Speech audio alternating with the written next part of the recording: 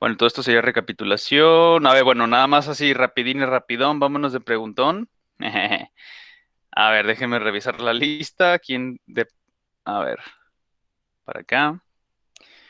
Tu. ¿A quién le preguntaremos en este momento?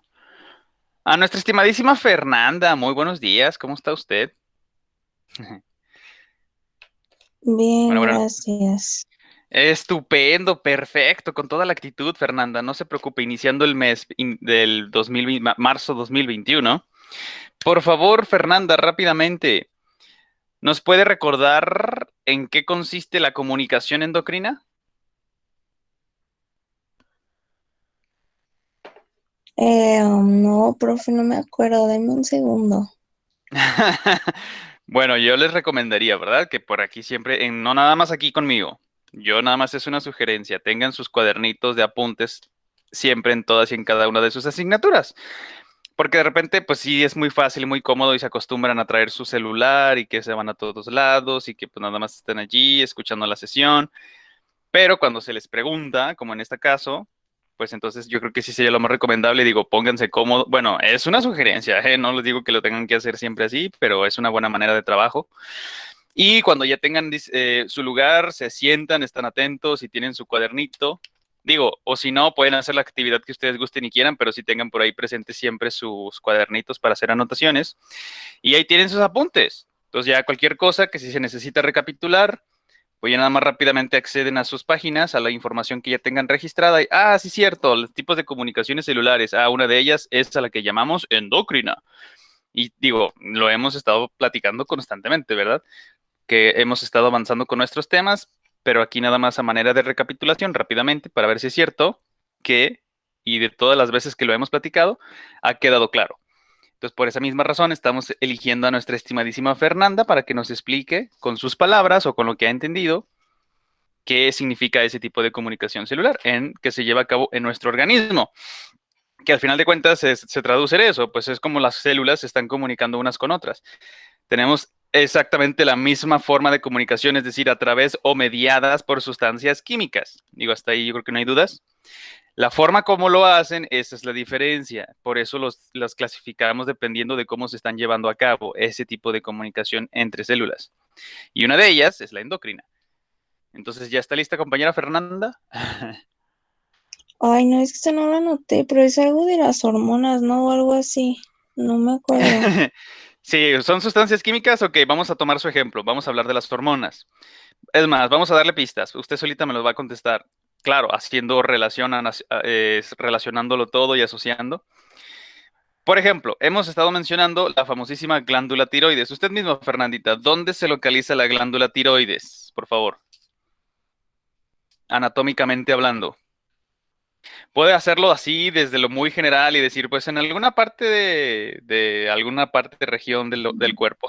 Está como por arriba del cuello, ¿no? En el cuello, algo así. Ok, vámonos enfocando en el cuello. Perfecto. En el cuello vamos a encontrar pues muchas cosas, ¿verdad? Si lo vemos desde afuera a un organismo, a un paciente, por ejemplo, a una persona, a un ser humano, lo primero que le vamos a apreciar pues es su rostro y en la parte inferior, después de la mandíbula o la quijada, pues ahora sí lo que le denominamos como el cuello, ¿verdad? Donde tenemos nuestras vértebras cervicales. Entonces, en la parte anterior o rostral, es decir, lo que le vemos de frente a ese cuerpo humano del cual estamos viendo totalmente, entonces, en la parte que acabamos de describir, es decir, lo que usted misma nos está compartiendo, lo que le decimos el cuello, ok, perfecto, estoy de acuerdo totalmente. Allí es en donde se va a localizar muy general, hay que aclarar un poquito más, anatómicamente hablando, su ubicación más específica, pero tiene razón, vamos empezando bien. Se localiza en el cuello, pero en el cuello hay muchas cosas, lo que decíamos, tenemos a nuestra cervical, ojo, también inclusive recapitulando, si recuerdan, les había mencionado, y que de hecho es totalmente cierto, que nuestras vértebras de la columna vertebral también fungen o nos ayudan, nos sirven como una referencia, es nuestro mapa anatómico del cuerpo humano. Entonces, las 7 cervicales las vamos a encontrar precisamente en el cuello. Lo que unen, ojo, estamos hablando del esqueleto axial. El cráneo, por el foramen magno, sale el atlas, que sería entonces el primer de las vértebras cervicales y continuaría hasta llegar hasta el coxis.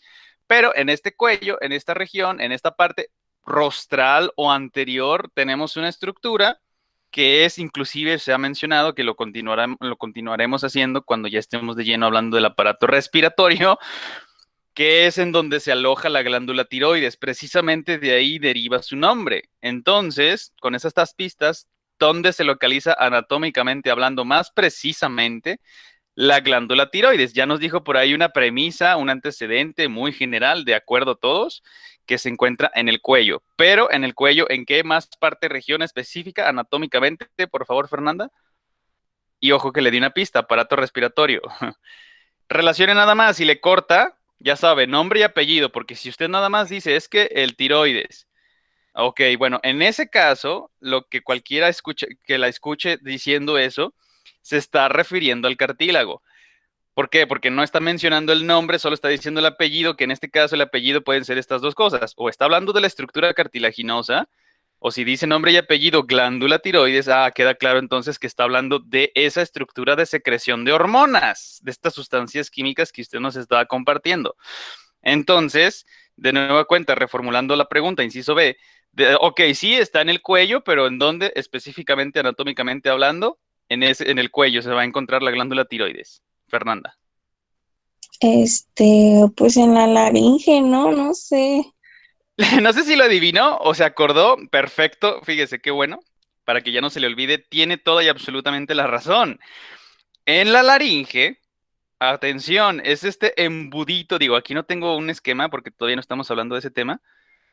Pero bueno, se los debo, en su momento lo veremos, se los prometo. Ese embudito, si me permiten de manera coloquial, que está hecho, es un esqueleto, bueno, es una estructura más propiamente para que no se me confundan con ahora sí el esqueleto axial o apendicular. En este caso nos estamos refiriendo al cartílago. Esa estructura cartilaginosa que su única función va a ser que solamente pase aire atmosférico por la tráquea, se bifurque en los bronquios y llegue y entonces infle, insulfe o se llene de aire los alveolos, que es la región terminal de nuestros pulmones. Es decir, cuando me refiero a región terminal, a donde para el aire atmosférico. Y cuando exhalamos, todo ese aire que ingresó a los pulmones es expulsado de los mismos a través de la misma tubería. Bueno, para que no se confunda tubería con endotelio, del mismo snorkel, es decir, al que le llamamos tráquea. Entonces, regresando con la laringe, que bien nos recordaba nuestra estimadísima Fernanda, que tiene toda la razón, ese embudo, esa estructura de protección. ¿Por qué razón? Porque lo único que va a permitir es el paso de aire, nada más. Si pasara el agua, si pasara lo que con nosotros deglutimos cuando ingerimos nuestros alimentos, pues nos ahogaríamos porque se llenaría la tráquea, se llenarían los bronquios y entonces ya no podríamos respirar porque el aire estaría obstruido por eso, esas sustancias más densas, ya sea agua o ya sea cualquier bolo alimentario que machacamos, masticamos, mezclamos con saliva y luego lo pasamos. Entonces, la laringe, ya sabemos, bueno, nada más rápidamente de manera general e introductoria, hay otra estructura cartilaginosa que es a la que le llamamos la epiglotis.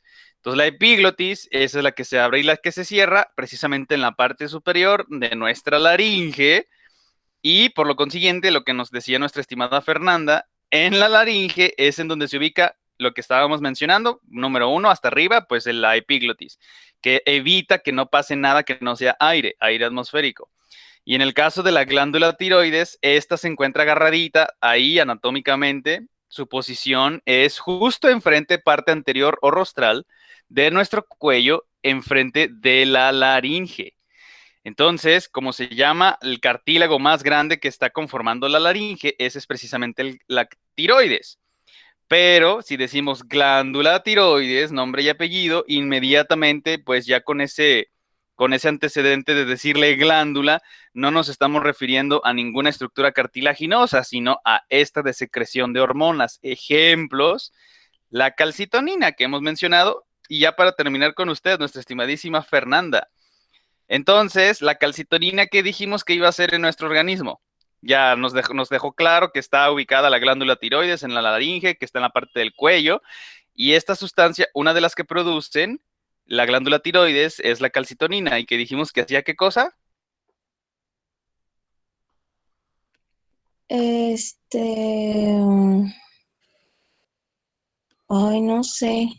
Eh, Ahí le vamos a dar pistas. El prefijo, nombre y apellido de la palabra calcitonina viene de calcio y proteína, ¿verdad? ¿Por qué? Porque pues esta sustancia que está hecha de aminoácidos, que es la base, la unidad básica de todas las proteínas, tiene una función en base o relacionada con la homeostasis o el metabolismo, la regulación del catión calcio en sangre. Pero aquí ya con esto que le acabo de orientar, entonces la calcitonina, ¿qué hace con ese calcio? ¿Se acuerda? Pues lo controla, ¿no? O sea, ajá, lo controla. Ok, estoy de acuerdo. Lo controla, tiene que ver, está influyendo en la concentración de este catión en la sangre, ok, en el endotelio, cómo fluye nuestro torrente sanguíneo, etcétera. Estoy de acuerdo. Pero ¿cómo lo controla? ¿Qué hace específicamente? ¿A dónde lo lleva o de dónde lo saca o a dónde lo expulsa o qué hace la calcitonina? Cuando empieza a secretarse en la glándula tiroides, porque en el caso del el hipotálamo le estuvo indicando a la glándula tiroides, oye, ¿qué pasa con la concentración de calcio? Acuérdate que no tiene que superar cierta cantidad, así que ponte a trabajar. Y la glándula tiroides dice, ok, no te preocupes, yo me encargo, ya estoy en eso. Y empieza la secreción de calcitonina. Y entonces la consecuencia de la secreción de la calcitonina en torrente sanguíneo, ¿qué le va a producir o qué va a ocasionar en la concentración de calcio? Ya más sencillo. ¿Qué le pasa a la concentración de calcio? ¿Sube o baja o se mantiene? Ay, no, no sé, ya me lo volví toda. Según yo, o sea, ayuda a cómo lo usa, ¿no? El calcio y ya no sé nada más. Claro que lo sabes, si no aquí la recordamos, porque obviamente son preguntas de examen, ¿verdad? Ahí le va, la calcitonina ya sabemos dónde se produce, glándula tiroides. Se acabó, ¿no? Ya, ya así anatómicamente hablando dónde se localiza y todo, la laringe y ya con eso están del otro lado. Entonces, cuando se están secretando la calcitonina en torrente sanguíneo es debido a que tenemos una hipercalcemia, o sea, tenemos una concentración de calcio superior al estado normal, en equilibrio, que es el que siempre debería de mantenerse y encontrarse en nuestro torrente sanguíneo. Entonces, cuando se nos está secretando calcitonina, lo que va a ocasionar en consecuencia es más, con esta y la dejo tranquila, se lo prometo. ¿Cuál es la célula blanco o u objetivo que estimula la calcitonina? ¿A quién va a estimular para que se ponga a trabajar? Fernanda, por favor. Y ojo, le vamos a dar una pista. Estamos mencionando el sistema esquelético. Ay, tenía un nombre bien raro, ¿no? O algo así. ¿Cuál es el prefijo para referirnos a los huesos? Óseo.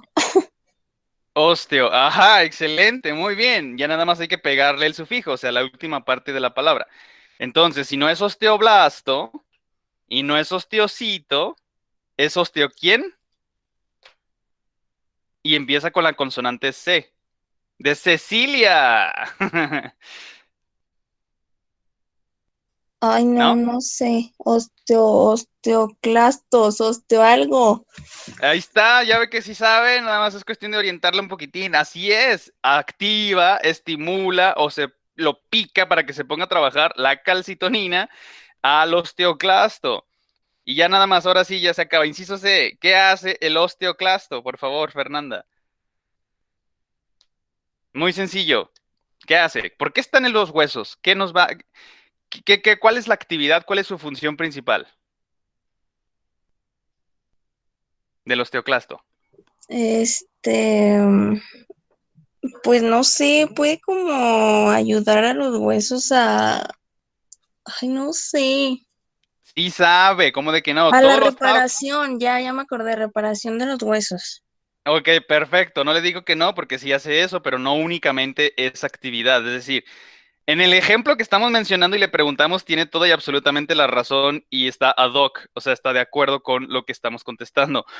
¿Por qué? Porque dijimos que la calcitonina, que cuando hay una hipercalcemia, es decir, hiper, muy por encima de la concentración de calcio en sangre. Entonces, la respuesta natural para el mantenimiento de la homeostasis es reducir esa concentración de calcio. ¿Cómo lo vamos a hacer?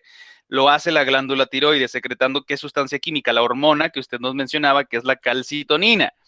Entonces, la calcitonina, obviamente no nada más por secretarla ya se controla, no, alguien tiene que ponerse a trabajar para reducir la concentración de calcio en torrente sanguíneo. Y entonces quienes están haciendo ese trabajo no son osteoblastos ni osteocitos, se trata precisamente de lo que nos acaba de comentar, los osteoclastos. Entonces llega la calcitonina, es recibida por estos osteoclastos, inmediatamente lo que hacen, la consecuencia o la respuesta al estímulo que les fue sometido gracias a la calcitonina, es agarrar el calcio, por eso calcitonina, que se encuentra en torrente sanguíneo, que está en el endotelio, que está ahí vascularizando el sistema esquelético, donde se ubican estas células, los osteoclastos. Entonces, lo que usted nos decía, regeneran el hueso. En el caso de la calcitonina es exacto, es correcto, tiene razón. ¿Por qué? Porque lo que hace es tomar los cationes de calcio de la sangre, del endotelio, del torrente sanguíneo, como gusten y prefieran, y lo va depositando, lo va colocando, va cimentando, va regenerando la superficie de los huesos. Ahí lo va depositando, lo va almacenando. De nueva cuenta, lo va mineralizando, lo va fortaleciendo. Entonces, a eso lo podemos traducir en un sinónimo como regenera el hueso. Pero no obstante, esa no es la única actividad ni función que nos va a desempeñar el osteoclasto. Y por eso les decía, preferiría que nos quedáramos con el verbo remodela, porque remodelar es cortar o pegar o acomodar. Digo, en cualquiera de estas dos estamos recambiando o estamos reformando. En el caso de la superficie de nuestro sistema esquelético es más apropiado y mejor, y yo les recomendaría que nos acordáramos del verbo remodelar, por lo que se acaba de mencionar. Pero está bien, estoy de acuerdo, digo, para que si se les facilita y que no se les olvide, regenera el hueso. Ok, nada más no dejen de lado que aparte de que lo está regenerando porque está depositando el catión disuelto en sangre, lo regresa y lo mineraliza en el hueso, así como se lo indicó la calcitonina, si llegase la paratormona, pregunta general, gracias por su participación, Fernandito, y como se lo prometí, pues bueno, ya la dejo tranquila, pero esto para todos. ¿De dónde sale Pero, la profe, paratormona? A sus órdenes. entonces, ¿cuál era la función de la calcitonina en sí? Pre- Pregunta general. ¿Qué dijimos que hace la... ojo, es para que todos participen. ¿Qué hace la calcitonina? Es más, Fernandita, Yo, por te, favor. Ah, perdón, Daniela, adelante. yo tenía, o sea, aquí ayuda a la remodelación a los huesos, Sí, así como lo dijo el otro día. efectivamente, en el cuadro histológico comparativo. Exacto. ¿Por qué? Porque ahí ya el verbo remodelar, ojo, pero aquí estamos hablando del osteoclasto, no de la calcitonina. La calcitonina es el que les va a indicar al osteoclasto qué hacer, o regenera o lisa. Acuérdense que les recomendé que entre paréntesis colocaran estas dos palabras clave, porque eso es lo que hace el osteoclasto, dependiendo del estímulo que reciba proveniente de la glándula tiroides o de las que se encuentran adyacentes estas celulitas de la misma glándula, que es a la que le llamamos la paratiroides. ¿Por qué? Porque está a un lado de la glándula tiroides. Digo, hasta ahí yo creo que no hay dudas. Entonces, para contestar la pregunta a nuestra estimadísima Citlali, de qué es lo que hace la calcioproteína, calcitonina, si tenemos hipercalcemia, usted misma, Fernandita, que es lo que nos acaba de recordar, ¿qué hace la calcitonina? Por favor, Fernandita, contéstele a nuestra estimadísima Citlali. Lo que le dijimos, nada más dígalo con sus palabras a Citlali.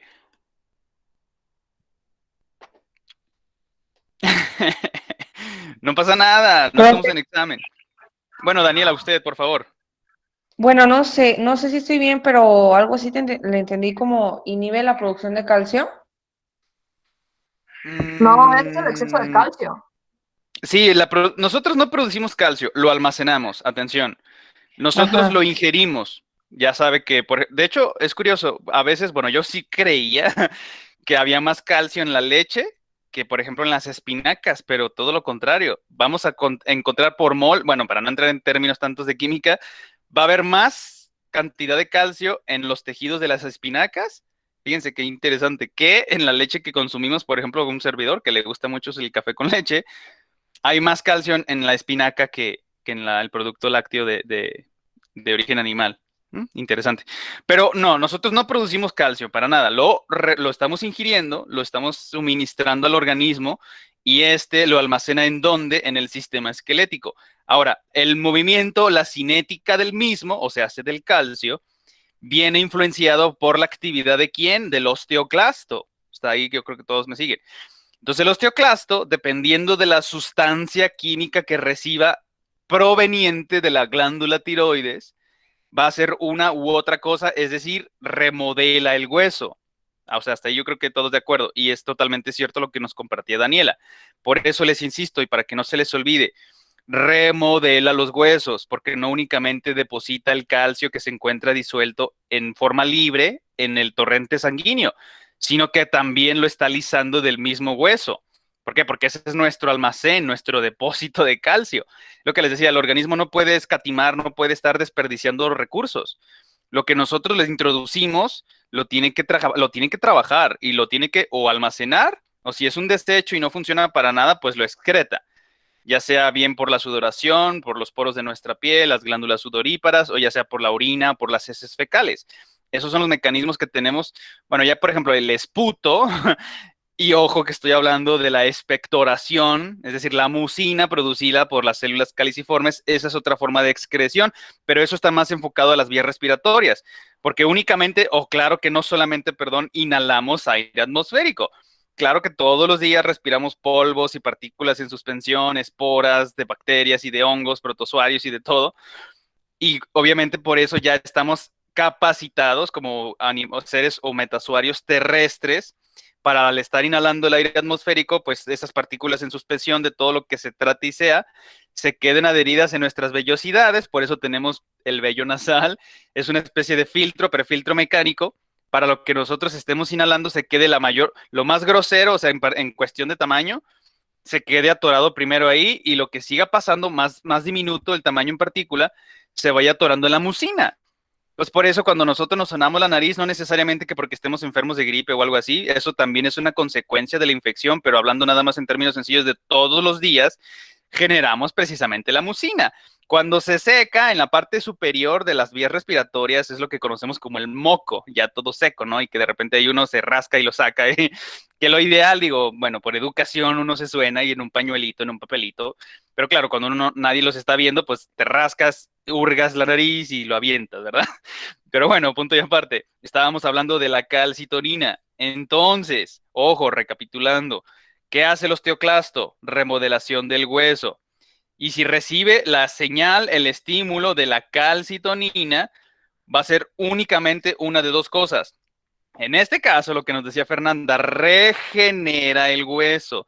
Ahora, cuando decimos regenera, queda claro, según yo, si no aquí lo aclaramos, que está tomando los cationes, es decir, los iones con cargas positivas que conocemos como el calcio, y los está depositando en la superficie del hueso, lo está haciendo, lo está reforzando. ¿Por qué? Porque lo está endureciendo, se está mineralizando de nueva cuenta. ¿Para qué? Para almacenar precisamente ese catión importantísimo para toda nuestra fisiología en general, porque tiene que mantenerse también en flujo en torrente sanguíneo, sobre todo para el mantenimiento de la hemostasia.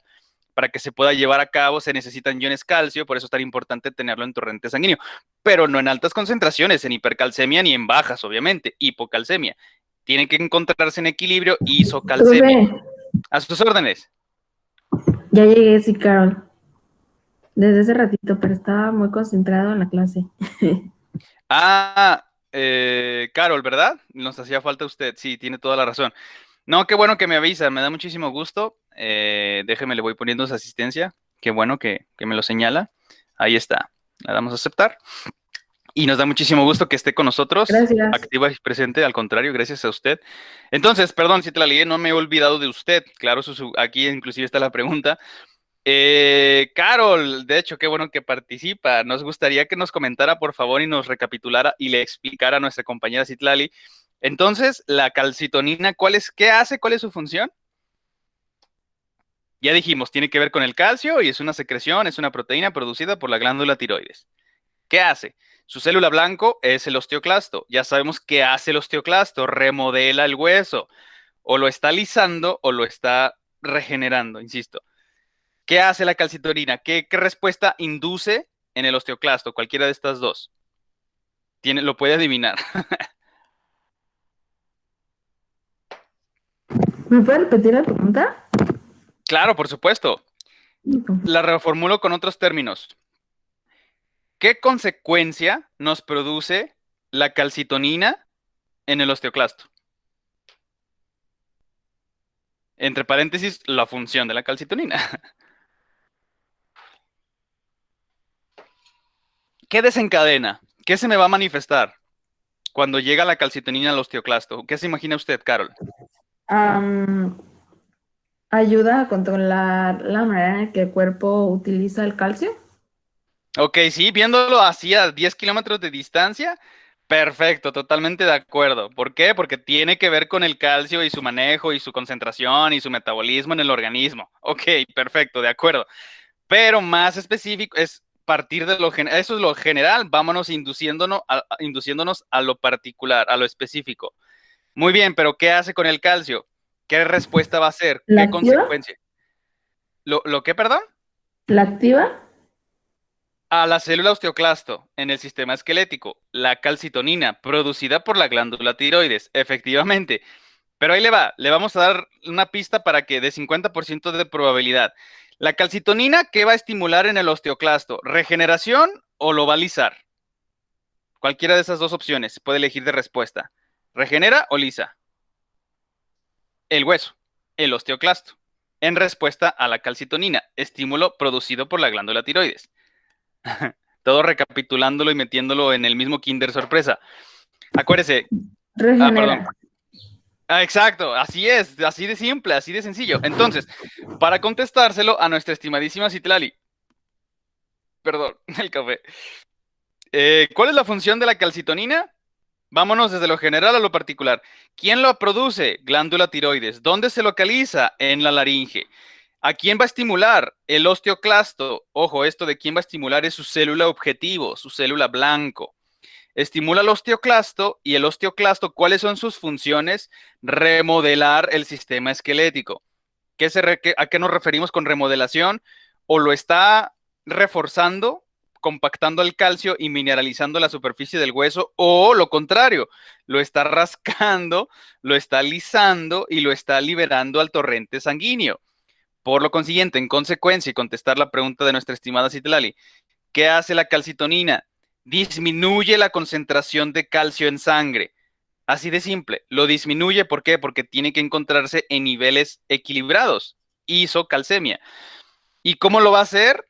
Porque es lo que les digo. No nada más porque yo esté o todos nosotros en nuestra glándula tiroides estemos liberando calcitonina, el calcio va a reducir su concentración en sangre mágicamente, ¿verdad? No. Tiene que estimular entonces al encargado que su responsabilidad y sus actividades son la remodelación del sistema esquelético.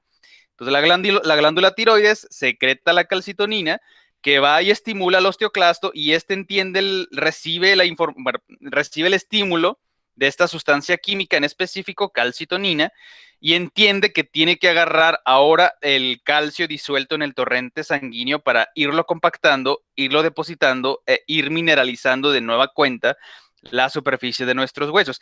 A eso es a lo que le decimos regenera el hueso. Y ojo, no tiene nada, nosotros, insisto, no producimos calcio para nada, lo introducimos en nuestra dieta, que con todos los alimentos que nosotros estamos consumiendo todos los días, ese calcio ingresa a nuestro sistema y las células encargadas de su metabolismo, que es lo que decían, incluyendo la calcitonina, que es una sustancia producida por la glándula tiroides, que es lo que le está indicando al osteoclasto, al trabajador específico que únicamente va a estar remodelando nuestros huesos. Oye, ¿sabes qué? Le dice la glándula tiroides y le manda el mensajito. Tenemos muchísima concentración de calcio en sangre, no debe de estar así, por favor te encargo que lo deposites en el hueso. Llega el mensaje al osteoclasto, es decir, la calcitonina, y entonces esto va a fomentar que el osteoclasto empiece a compactar el calcio que se encuentra disuelto en sangre en la superficie del hueso. Esa es la función de la calcitonina, decirle al osteoclasto deposita el calcio en el sistema esquelético. Nada más, se acabó, así de sencillo. No sé si contesté a su pregunta, Citlali, si no lo explicamos de otra forma. No, o sea, está bien, gracias. No, al contrario. Gracias a usted y qué bueno que tiene esas inquietudes y esas dudas para que todo el mundo obviamente nos retroalimentemos y nos quede claro. Entonces, para finalizar con lo de los ejemplos del sistema de comunicación celular endocrino, que de hecho falta definir lo que le preguntamos eso a nuestra estimada Fernanda, pero como se nos fue derivando más preguntitas, inciso A, B, C y D, pero la dejamos tranquila en estos momentos, como se lo prometí. Gracias por la participación de todos los que hemos estado platicando hasta este momento. Entonces, para finalizar ahorita, antes de que nos vayamos a su receso, la calcitonina, es más, usted misma, Citlali, por favor, ya queda claro qué hace la calcitonina. Entonces, ¿quién es el antónimo? ¿Quién es la contraria? ¿Quién es el opuesto de la calcitonina producida por la paratiroides? ¿Sí queda clara la pregunta? ¿La paratormona? Efectivamente, O sea, que esa... lo produce... ¿Sí? ¿O no? Sí, tiene toda la razón, por eso le estaba echando flores, así es. La paratormona es esta sustancia, pero producida en donde, atención, acuérdense que tenemos glándula tiroides, pero tiene dos estructuras o dos componentes. La del centro, esa es a la que le llamamos glándula tiroides, y la de los lados, estos dos lobulitos Rodritos, izquierdo, ¿no? ajá, los que están aferrándose precisamente en la laringe. Entonces, la glándula paratiroides va a secretar la paratormona. ¿Qué hace la paratormona? Por favor, Citlali. Ay, Sí, eso no sé. No lo claro que anoté. sí. Le voy a dar una pista. Y está en su cuadro histológico comparativo, según yo. Si no, de todas maneras, les sugiero que tengan esta anotación porque obviamente es pregunta de examen. Entonces, si la calcitonina me reduce la concentración de calcio en sangre, ¿qué sería lo contrario a eso? Que reduzca. ¿Qué es el...? ¿Aumenta? Efectivamente. Entonces, el opuesto, el antagonista, el contrario a la calcitonina es la paratormona. ¿Y qué nos va a hacer entonces la paratormona? Si es el opuesto a la calcitonina. ¿Aumenta el calcio en sangre? ¿Y cómo se desarrolla eso? ¿Solo porque secretamos paratormona mágicamente sube la concentración de calcio en sangre? ¿O cómo? ¿Qué mecanismo hay implicado en todo ese sistema para que aumente el calcio? Para que no se encuentren en un estado de hipocalcemia. ¿Qué hace la paratormona? Sí, ok, estoy de acuerdo. Aumenta la concentración de calcio, pero ¿cómo lo hace? ¿A quién estimula? ¿Qué hay que hacer para que eso se produzca? Ojo, ¿quién remodela Pues los huesos? estimular a la paratiroides. No, No sé. exacto, ojo, hay que relacionar entonces todo. Ahí lo que nos decía nuestra compañerita Citlali. La paratiroides únicamente va a ser, el hipotálamo le va a decir, oye, glándula tiroides, ya estamos muy por debajo, te pasaste esta vez. Ya teníamos una alta concentración de calcio, pero ahora lo tenemos muy bajo. Y la glándula tiroides le dice, ok, no te preocupes, yo me encargo. Y ya entonces lo codea la glándula tiroides a la paratiroides y le dice, oye, ponte a trabajar. Ok, ya entendí. Y secreta la paratormona o la hormona paratiroidea, como prefieren y gustan, no hay ningún problema. Y entonces esa sustancia es el antagonista de la calcitonina. Si esta última, la calcitonina, me va a disminuir concentración de calcio en sangre, la paratormona me la va a aumentar. ¿Y cómo lo va a hacer? ¿Cómo aumenta ese calcio en sangre? ¿A quién estimula? ¿Qué hace? ¿Qué actividad tiene que para que se desempeñe esta manifestación? Lo mismo, pero al contrario. Lo mismo que lo que nos decía Daniela. Ok, Es que, por ejemplo, la calcitonina excita al osteoclasto. A eso se refiere, ¿no? Ahora, ¿qué hace la paratormona para excitar a otro? Pero no sé cuál sea. Yo creo que es el osteocito. No, atención, qué buena observación nos acaba de compartir. Ojo, únicamente tenemos a un solo remodelador del sistema esquelético. ¿Quién es? Pregunta general, ese remodelador que regenera y lisa la superficie de los huesos. El Lo dijo osteoclasto. efectivamente. Entonces el osteoclasto es la célula objetivo tanto de la glándula tiroides como de la paratiroides. O sea, de estas dos estructuras que secretan estas dos hormonas, calcitonina y la paratormona. Calcitonina reduce concentración de calcio en sangre. ¿Cómo lo va a hacer? Le pica, estimula, le dice al osteoclasto, agarra el calcio en sangre y deposítalo en hueso. Y la paratormona, que es lo contrario, ¿qué es lo que le diría al osteoclasto? Usted misma, sí te la di, por favor. Produce más calcio. Ojo, no lo Bueno, no que produce. produzca. Ajá. lo libera de la superficie sino de los huesos. que... Ajá. Sí, sí, sí. Entonces Lisa lo cepilla, lo rasca, si me permiten la analogía, y la paratormona es lo que le está indicando al osteoclasto. Oye, tenemos bajísima concentración, tenemos hipocalcemia. Por favor, ponte a chambear, ráscale al hueso y sácale cationes, sácale calcio y deposítalos en torrente sanguíneo para llegar a la isocalcemia, al equilibrio de la concentración de calcio. Ok, ya entendí, dice el osteoclasto. Recibe la paratormona, rasca la superficie del hueso, la lisa, o entre paréntesis, la está remodelando, porque antes tenía más calcio, ahora le está reduciendo la concentración de calcio para aumentar en torrente sanguíneo este catión. Pero cuando supera la concentración de calcio, se le llama hipercalcemia, entonces entra en acción la glándula tiroides y empieza la secreción de calcitonina. Llega y estimula al osteoclasto y el osteoclasto dice, ok, bueno, ya entendí, ya no quieren que siga liberando calcio, ahora quieren que lo esté remodelando, acomodando en la superficie del sistema esquelético. En términos generales y sencillos, para que vayan a su receso, entonces, ¿qué hace la paratormona? ¿Quién me lo puede decir? Aumenta el calcio en sangre y libera calcio lisando el hueso y depositándolo en el corriente sanguíneo. Efectivamente. ¿Y quién es su célula blanco objetivo de la paratormona y de la calcitonina? ¿Del sistema El esquelético? osteoclasto. Efectivamente, el remodelador del hueso. Porque, insisto, si solo dicen regenera, están dejando de lado y descartan, porque es la misma célula. No hay dos diferentes, osteoclasto 1, osteoclasto 2. Es la misma.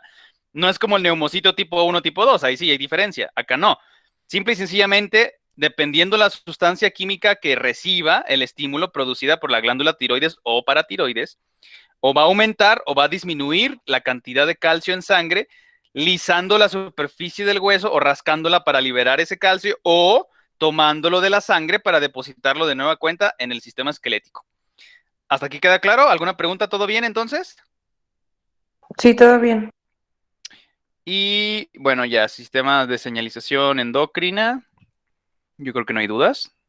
Espero que no. Si no, bueno, de todas maneras, con todo gusto lo podemos volver a resolver.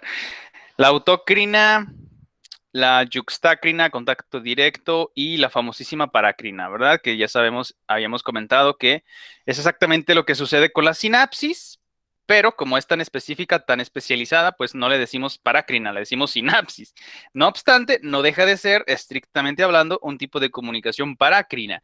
Acuérdense del prefijo para a un lado de secreción que afecta a las células circundantes. Entonces, precisamente por esa razón, por ahí está nuestra compañerita Profe. Citlali. A sus órdenes, es Citlali, ¿verdad? Sí, solo para decirle que sí llegué. Excelente, sí es lo que estábamos comentando, que probablemente en un Gracias. ratito, al contrario, gracias a usted, aquí está, ya le pusimos su asistencia. Y bueno, entonces continuamos. ¿Sí se está viendo la presentación? ¿Alguien me puede confirmar, por favor? Sí se ve. Sí. Sí. Excelente, estupendo. Muchísimas gracias entonces por su confirmación. En el cuestión sistema esquelético, pues recapitulando rápidamente, las tres células fundamentales que lo van a estar constituyendo, pues ya las conocemos. El famoso, ojo, prefijo osteo, eso siempre nos va a hacer referencia al hueso.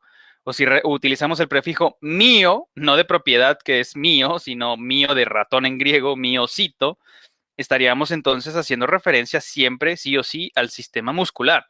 En este caso, osteo, que es el prefijo de las células del sistema esquelético, osteoblasto, osteocito y el osteoclasto, que es el remodelador del sistema esquelético, para que no se nos olvide. Bueno, aquí nada más estamos recapitulando lo que estamos apreciando, pues el sistema esquelético axial y el sistema esquelético apendicular. Las funciones, que esto sí hay que recapitularlo. A ver, rapidín y rapidón, vámonos de preguntón. Vámonos con... Ahora vamos a un valiente. A ver. Víctor, muy buenos días, ¿nos escucha? Sí, profe. Estupendo, perfecto. Muchísimas gracias por contestar al llamado. Por favor, Víctor, ¿nos puede recordar cuáles son las funciones del sistema esquelético? Si se acuerda de todas, estupendo. Si no, al menos con que nos mencione un par. Sostener. Ok, al cuerpo, ¿verdad? Le da estructura y soporte y sostén. Ajá. Ok, todos de acuerdo hasta ahí. Protección. ¿De qué? ¿Quién protege? ¿Qué hace? A los órganos vitales. Estupendo, excelente. Y le quedarían dos funciones fundamentales. ¿Cuáles serían las otras dos que le faltan mencionar? Ah, Es lo que veníamos el diciendo hace ratito. almacén de calcio también, ¿verdad? Excelente, así es. Y finalmente, otra cosa importantísima para el mantenimiento del equilibrio de la homeostasis de nuestro organismo, ¿qué se va a producir en los huesos? Aparte Ahí de que se me fue la palabra. Ahí sí me la sé, permíteme. es un tipo de célula muy particular de un tejido conectivo especializado fluido.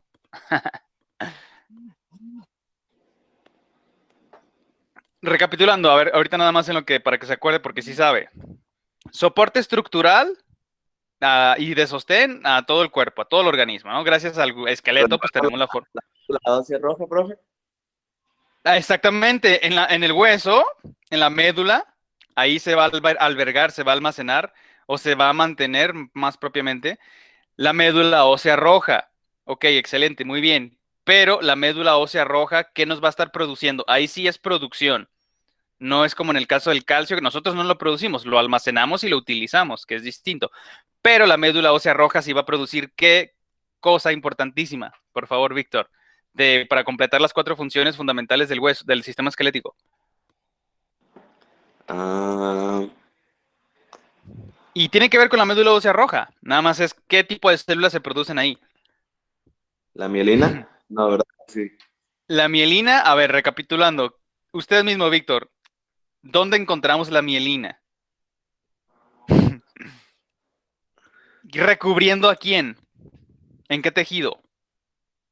Y es, Ay, es no, producida por... Adelante, perdón, continúe. no, perdón, dígame, profe. Es una célula que le pertenece a la neuroglía. ¿Se acuerda No, cuál era la neuroglía? sí, creo. Bueno, recapitulando rápidamente, tejido nervioso. Acuérdese que si lo rompemos, el Kinder sorpresa, vamos a tener neuronas y neuroglía. Entonces, una de las celulitas, bueno, dos, siendo exactos y precisos, porque si están en sistema nervioso central o en sistema nervioso periférico, estas neuroglías nos van a estar produciendo la mielina. ¿Y la mielina quién va a estar recubriendo? ¿O qué cosa va a estar recubriendo? Por favor, Víctor. Para que no se le olvide, digo. No, la verdad sí se me fue, profe. Sí lo sabe, ahí le va. La mielina se produce a partir de las células de la neuroglía, que bien pueden ser las células de Schwann, en sistema nervioso periférico, o los oligodendrocitos, sistema nervioso central. Entonces, como están recubriendo con mielina, ¿quiénes recubren? ¿A quiénes están recubriendo? ¿A quiénes están mielinizando? A las neuronas. ¿Qué partes de las neuronas están recubriendo? Con mielina esta neuroglía. Células, entre paréntesis, células de Schwann y oligodendrocitos. ¿Se acuerda? No, la verdad no recuerdo. Estoy queriendo recordar.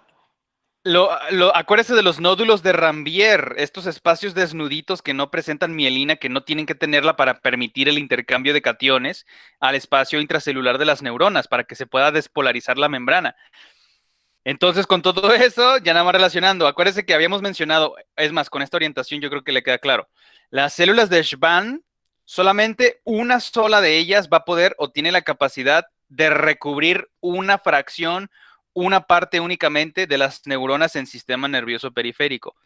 ¿Qué es lo que recubren? ¿Qué parte de nuestras neuronas? ¿Cuál es la más larga de las estructuras que conforman nuestras células del tejido nervioso, es decir, las neuronas? ¿Se acuerda que tiene una parte terminal que es en donde liberan los neurotransmisores? ¿Cómo se le llama a esa estructura de la neurona? Que le voy a dar una pista. La sinonimia es el cilindroeje. ¿Cuál es el cilindroeje? Oh, profe, la verdad no recuerdo. Estoy Bueno, pensando, pero... son los axones. Los axones son los que se encuentran mielinizados. Atención, le sugeriría, no nada más a nuestro compañero Víctor, sino a todos, que esto sí lo tengamos bien presente, porque posteriormente, cuando ya estén entrando con neuropatías desmielinizantes, tiene que ver precisamente con este fenómeno del recubrimiento de los axones de nuestras neuronas por parte de la neuroglía. Incluso hasta así lo mencionamos superficialmente. Cuando sucede la desmielinización en el sistema nervioso periférico, Es el Guillermo Barredor. A ver, ¿quién dijimos que era el Guillermo Barredor? ¿Se acuerdan? Pregunta general, nada más para recapitular esa parte. Ojo, esa es es entre nos, obviamente no van a contestar esto en ninguna parte. Esto se los digo para que orientativo y para que no se les olvide.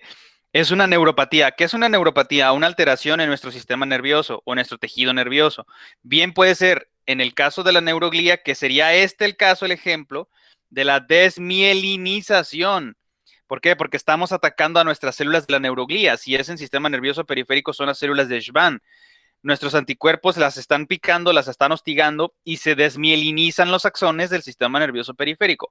Ese es el Guillermo Barredor o Guillain-Barré. Pues el síndrome de Guillain-Barré es una neuropatía desmielinizante del sistema nervioso periférico. Como altera el movimiento, yo les recomiendo que lo tengan presente. Si ese es el sistema nervioso periférico, Guillermo Barredor, la otra desmielinizante del sistema nervioso central, ¿a quién afectaría entonces? ¿A qué célula específica de la neuroglía del sistema nervioso central que produce la mielina? Pregunta general. ¿Cómo se llama esa neuroglía? Y sí se mencionó hace unos minutos. ¿Puedes repetirlo? O sea, es que ¿Cómo no se llama? entendí su pregunta. La reformulo, no hay ningún problema. Ujú. ¿Cómo se llama la célula que produce la mielina en el sistema nervioso central? Oligodendrocitos. Oligodendrocitos. Exacto, perfecto, así es. Ojo, para que no se me confundan. ¿Por qué? Porque tiene la misma función que la célula de Schwann. Ambas lo que nos están haciendo, ¿cuál es su actividad? La producción de las vainas de mielina. Eso es cuando la fisiología está normal, funcionando completamente de manera sin problemas, sin altercados, sin neuropatías. Pero tanto en el periférico como en el central, si se me desmieliniza, ojo, periférico, es decir, células de Schwann, Guillermo Barredor o Guillain-Barré, como prefieran. Y en el caso del sistema nervioso central, como me lo acaban de recordar perfectamente bien, son los oligodendrocitos. Se desmielinizan y en ese caso se nos presenta el cuadro famosísimo de la neuropatía de esclerosis múltiple, que también afecta al movimiento. Entonces, para que no se les olvide, o si es en sistema nervioso periférico, células de Schwann, Guillermo Barredor, o en sistema nervioso central, oligodendrocitos, esclerosis múltiple. Cerramos el paréntesis, punto y aparte. Entonces regresamos en el caso de lo que estábamos preguntando. No me acuerdo ni qué estábamos preguntando porque Víctor, ya me acordé con usted. Ok, funciones del sistema esquelético. Nos dijo las 4, excelente. Bueno, nada más le faltó ahí poquitín porque confundió que la médula ósea roja con mielina, que no tiene nada que ver una cosa con la... Bueno, no en términos funciones, ni de células, ni que estén involucrados estos tejidos, eso sí no tiene nada que ver. Pero entonces, para finalizar con usted, Víctor, ok, médula ósea roja, ¿qué células se nos van a estar produciendo ahí, que se albergan en la médula del hueso? Más específicamente en el hueso esponjoso. Ahorita lo vemos rápidamente nada más para pasar con los miocitos. ¿Sí se acuerda, Víctor? Creo. Ahí le va, se la reformulo más sencilla. ¿Qué son las hematies?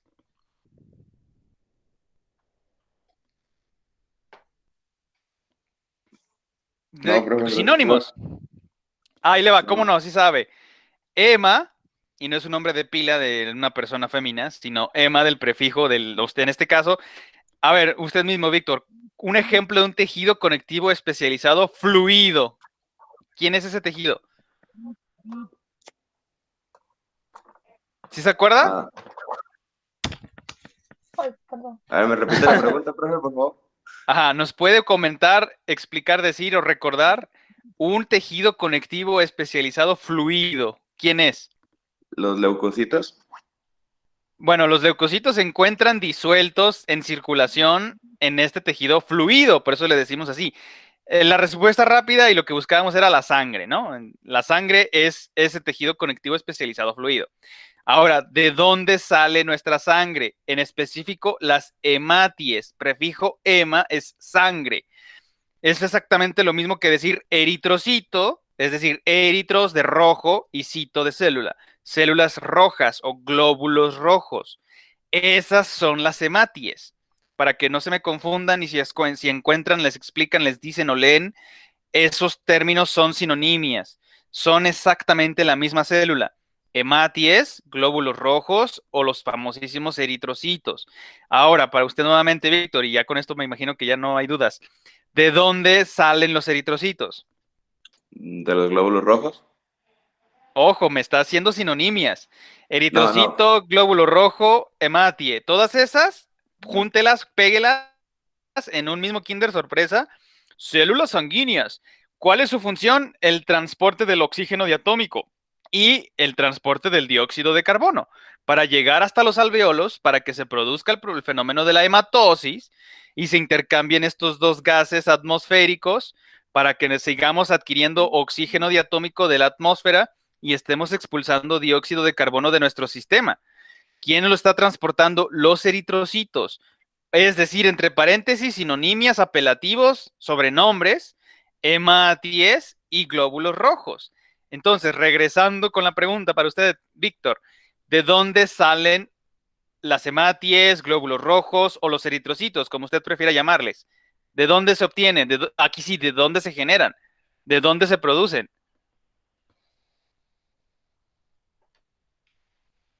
Lo dijo. Nada más necesito que lo relacione y ya tiene la respuesta. ¿De dónde salen los eritrocitos? Espérame, profe, estoy pensando. Es la cuarta y última función que nos recordaba del sistema esquelético. ¿De dónde salen esas hematies? O glóbulos rojos o eritrocitos. De la médula ósea roja. Efectivamente, así es, así de sencillo, así de claro. No se le olvida ya, espero yo, y si no, pues lo repetiremos las veces que sean necesarias. Entonces, una de las funciones fundamentales de nuestro sistema, por eso les decimos que son un órgano, todo nuestro sistema esquelético, por todas estas funciones que están desempeñando y sus distintas células que también están involucradas en todo este tipo de actividades. Y una de esas funciones fundamentales y principales de nuestro sistema esquelético es lo que nos acaba de comentar precisamente nuestro estimadísimo Víctor. Aquí está. Como está albergando la médula ósea roja en el hueso esponjoso, ahorita vemos la diapositiva rápidamente de la anatomía nada más para recapitular.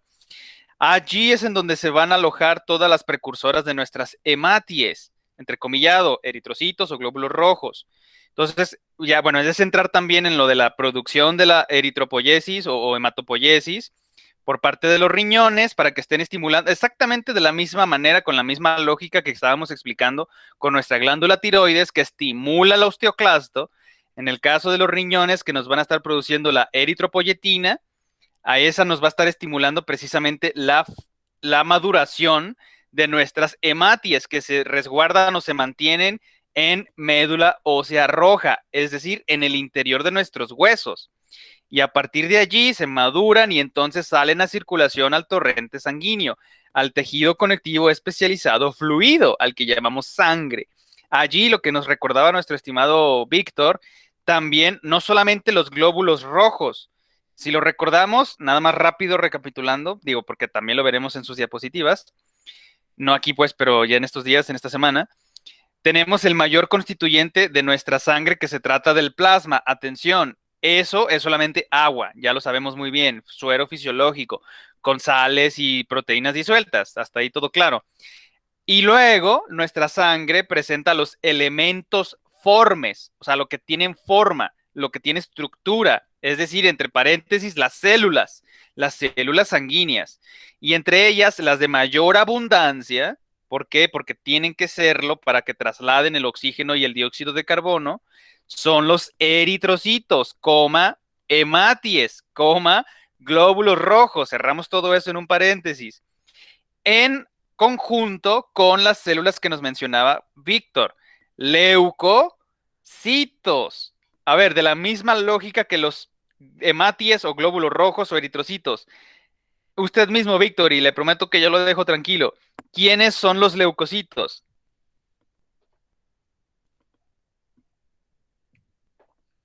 ¿Sí me escucha? Sí, profe, sí, lo escucho, estoy pensando. Ah, A ver, repite la pregunta, por favor. claro, y le voy a dar una pista para orientarlo. Así como en el caso del prefijo eritro, que significa rojo, eritrocito, célula roja, leuco, en griego significa blanco. Y relacionándolo, ¿qué significaría entonces o quién es un leucocito? Los glóbulos blancos. Efectivamente, que los conocemos como o leucocitos o glóbulos blancos. ¿Y un ejemplo de un leucocito nos lo puede mencionar, por favor, Víctor? Digo, todavía no hemos entrado, ni siquiera hemos mencionado los distintos tipos de los perdón, de los leucocitos, pero de hecho le acabo de dar una respuesta. Un ejemplo de un leucocito, ¿cuál sería? Si, por ejemplo, eritrocito, pues son los eritrocitos, las hematías, glóbulos rojos. En glóbulos blancos vamos a tener diferentes tipos, pero como no llevan, en el caso del átomo de hierro, no son rojos. Por eso les decimos blancos, porque cuando uno los observa en un frotis sanguíneo, por ejemplo, si nosotros, desafortunadamente, si pudiéramos tener acceso a los laboratorios, nos pudiéramos sacar, nos pincharíamos para ver nuestra sangre y que todo esto quedaría más práctico y entendido. Bueno, yo me gustaría hacerlo, pero desafortunadamente por cuestiones prácticas y de contingencia no es posible. Pero bueno, el caso cuando veamos las diapositivas yo creo que quedará más claro. Términos sencillos. Si nosotros viésemos en el microscopio una gotita de nuestra sangre, quienes estarían en abundancia se vería rojo, obviamente la sangre es roja debido a la concentración de eritrocitos que tenemos fluyendo en nuestro tejido conectivo especializado llamado sangre, fluido, entrecomillado.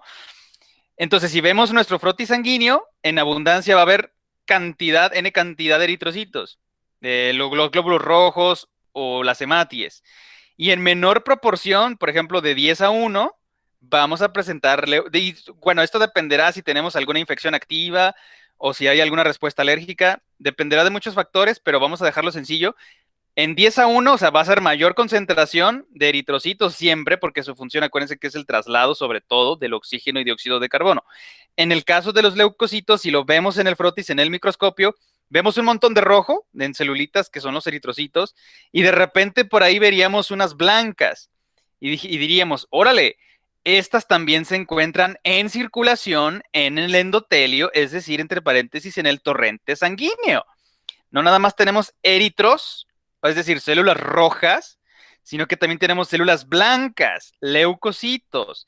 Pero ese nombre es muy general, es muy común para referirnos a estas células en particular.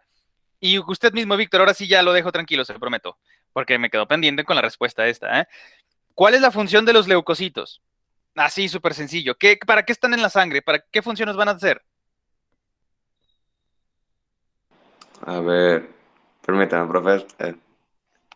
No pasa nada, y le digo, si se equivoca no hay ningún problema, lo orientamos y ya, puede decir, pues a lo mejor porque son lípidos que se están almacenando en la sangre. No, pues no tiene nada que ver con ácidos grasos, y si no se verían amarillos. Perdón. Esos serían los adipocitos.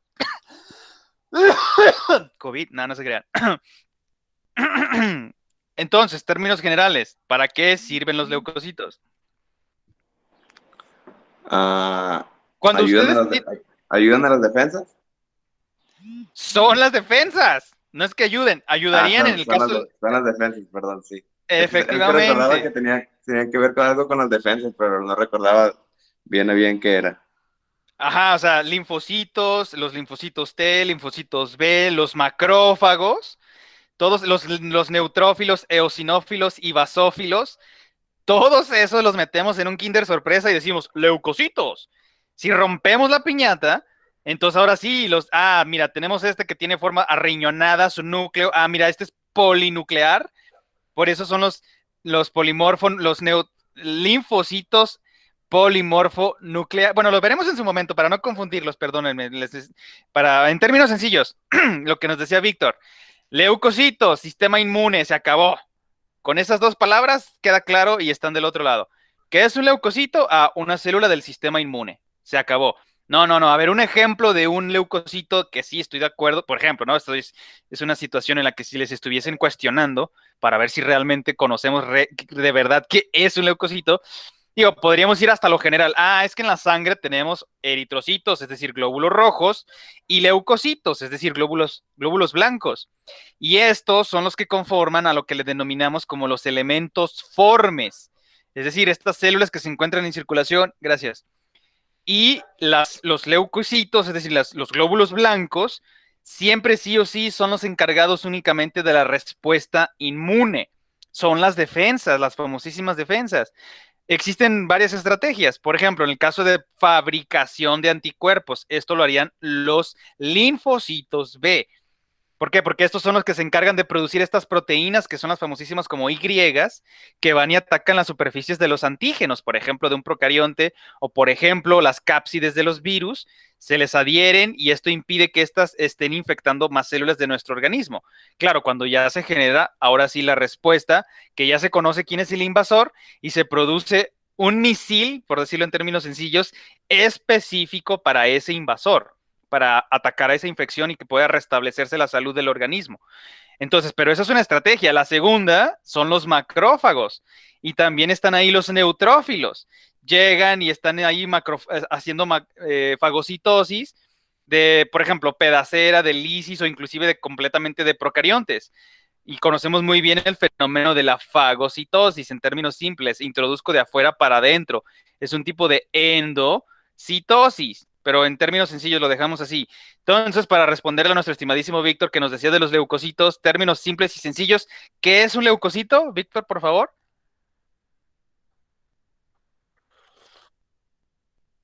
Ya lo saben, nada más las dos palabras mágicas cuando le pregunten, ¿qué es un leucocito? Sistema inmune. Exacto, ahí está. Se acabó.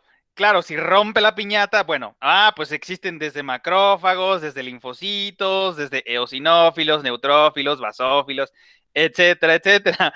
Pero nada más todo, antes de romper el Kinder Sorpresa o la piñatita con todas esas golosinas, con que digamos, los leucocitos son el sistema inmune.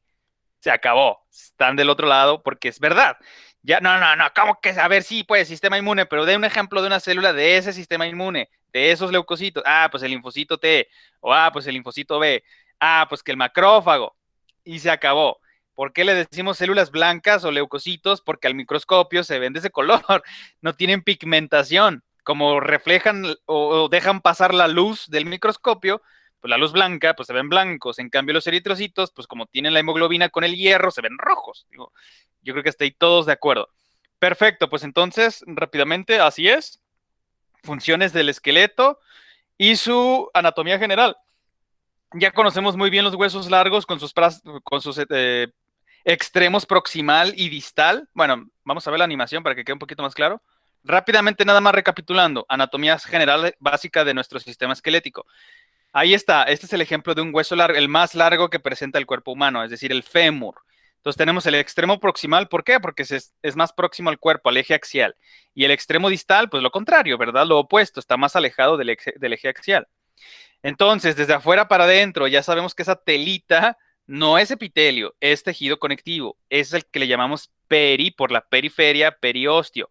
Inmediatamente a continuación, el hueso compacto, y en la parte más interna es donde se albergaría la médula. En el caso del centro, es decir, la diáfisis, ahí se ubicaría, se alojaría la médula ósea amarilla, o sea, ácidos grasos, o entre paréntesis, lípidos, más sencillo.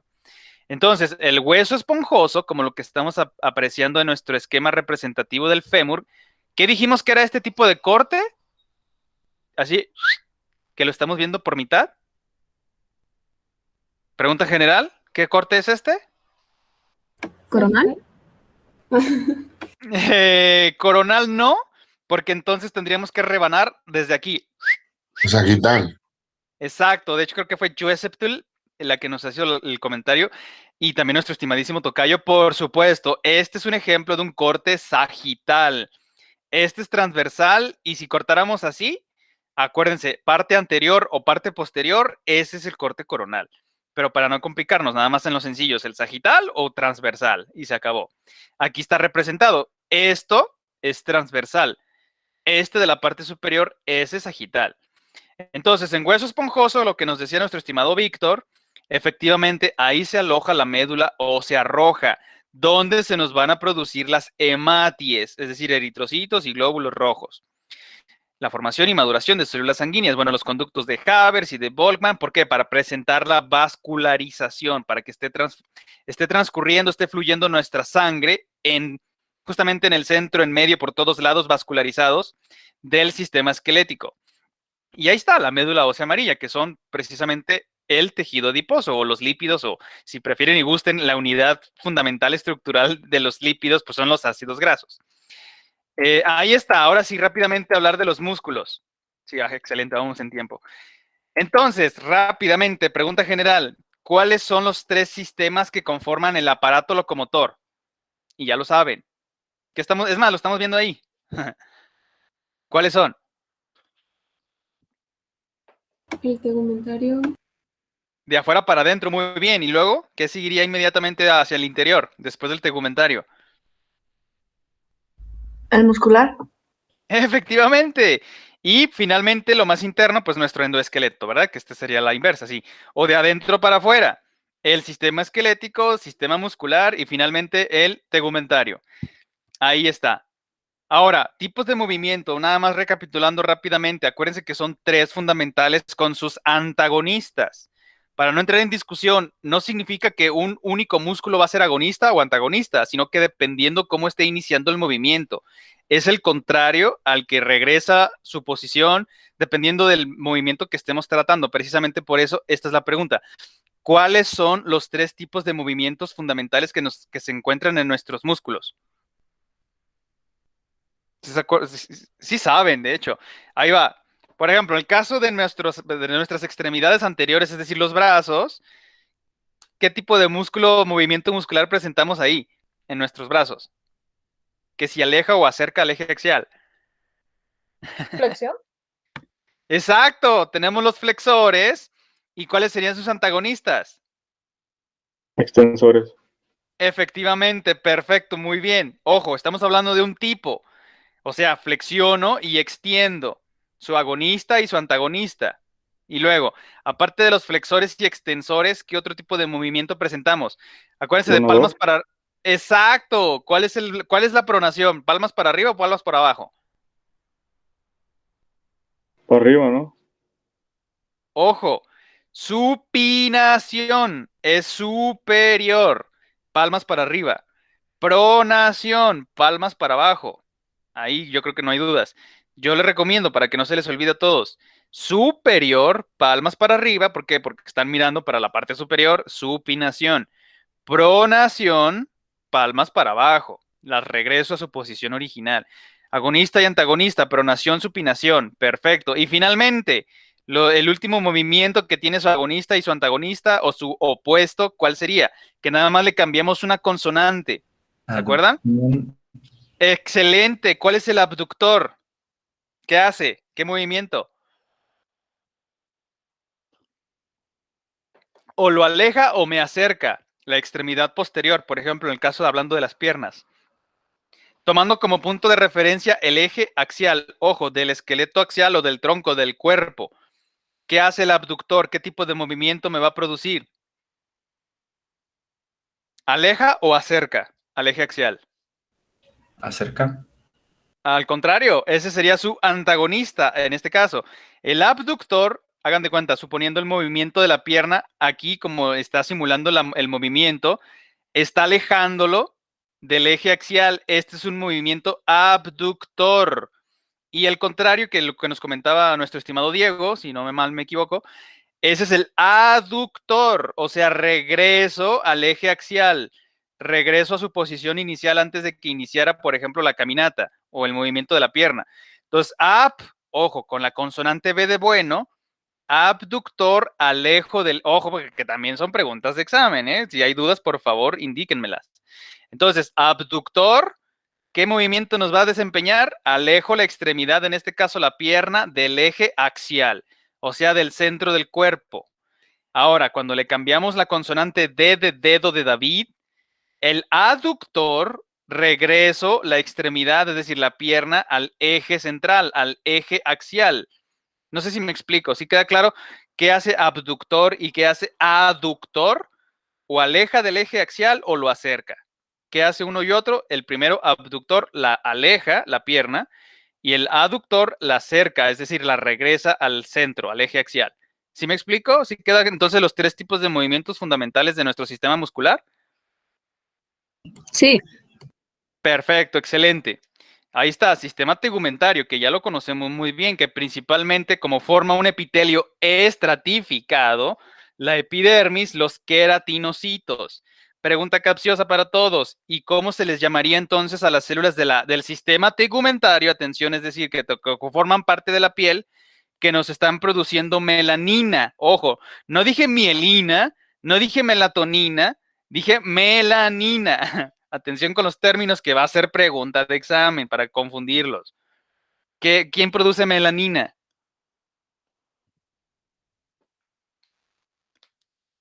El tono, cuando nosotros nos exponemos al sol, ¿Melanocitos?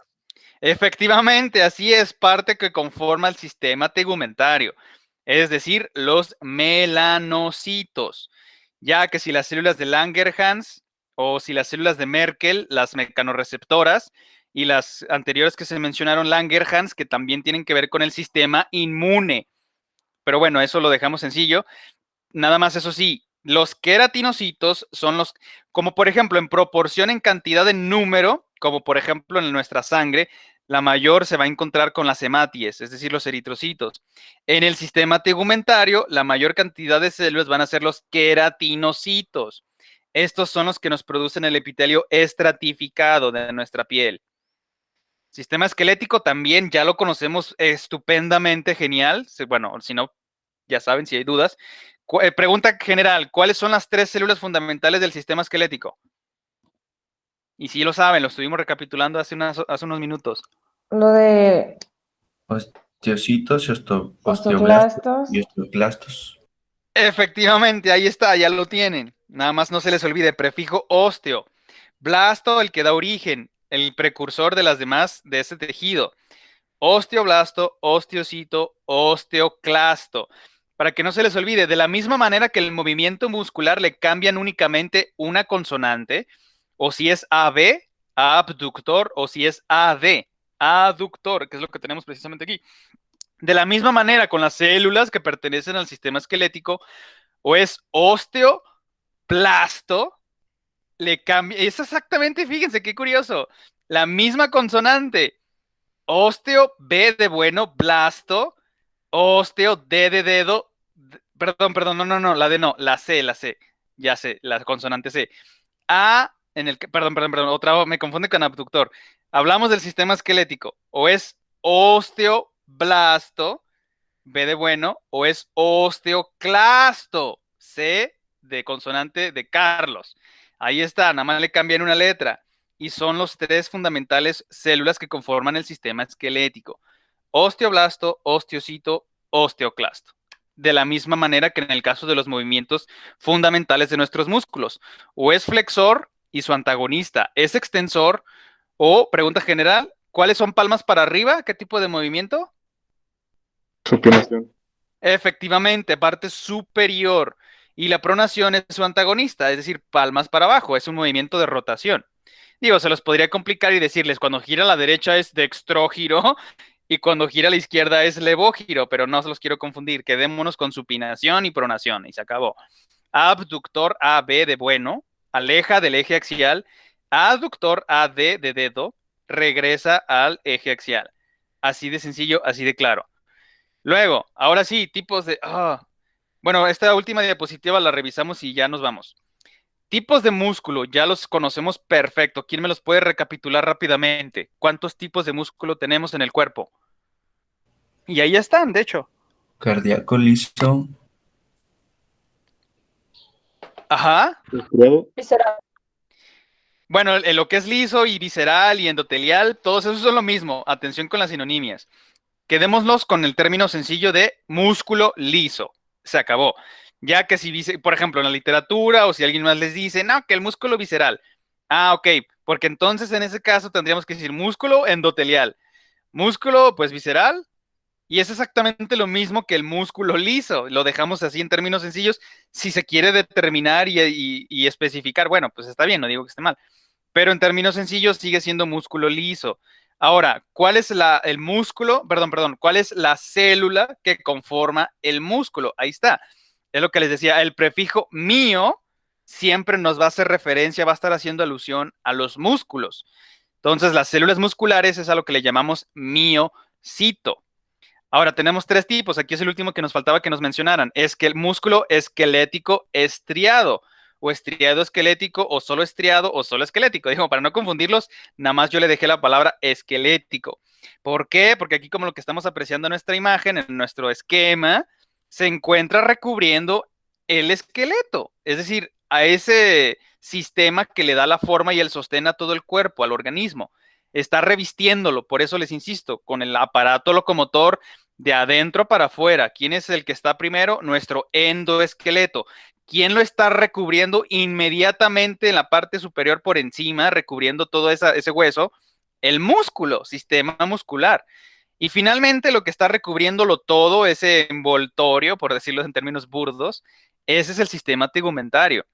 Y ahora, regresando a los tipos de músculo, tenemos el estriado esquelético, el músculo, el miocardio, ojo, atención, prefijo mío, siempre hablando en términos de ciencias de la salud y en fisiología, nos hacemos referencia a los músculos. Y en el caso del liso, bien está en las vísceras, como me decían, o recubriendo el endotelio, así de sencillo. De las características, ojo, que estas importantísimas. A ver, las dos características fundamentales del sistema muscular, aquí apareció una. Número uno, ¿qué significa que es flexible? Que presenta flexibilidad.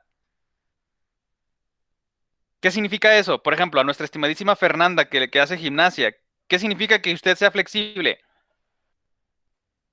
Pues que los ligamentos se estiran mucho, ¿no? Ajá, o sea que se pueden deformar, pueden cambiar totalmente de constitución física. O se estiran Ajá. o se contraen. Así de simple, así de sencillo.